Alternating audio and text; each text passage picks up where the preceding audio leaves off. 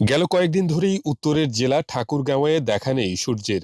সারাদিন বইছে হিমেল হাওয়া, ঠান্ডায় বিপাকে নিম্ন আয়ের মানুষ। এমনি কনকনে শীতে রাতের আধারে শীতার্তদের পাশে নিজেই কম্বল নিয়ে ছুটে গেলেন জেলা প্রশাসক ইসরাত ফারজানা।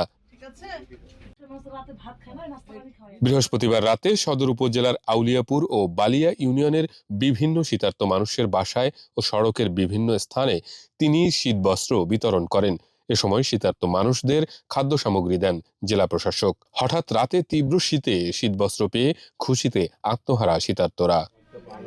প্রতি বছরের ন্যায় দুর্যোগ ত্রাণ মন্ত্রণালয় এবং মাননীয় প্রধান উপদেষ্টার কার্যালয় থেকে আমরা এ জেলার অসহায় দরিদ্র মানুষের জন্য শীতবস্ত্র পেয়েছিলাম।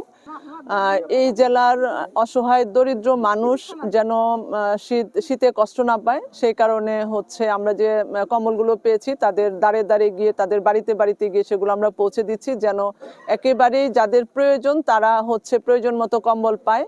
এছাড়া আমরা যে টাকা পেয়েছিলাম সেগুলো দিয়েও কম্বল কিনে দরিদ্র মানুষের মধ্যে বিতরণ করা হয়েছে।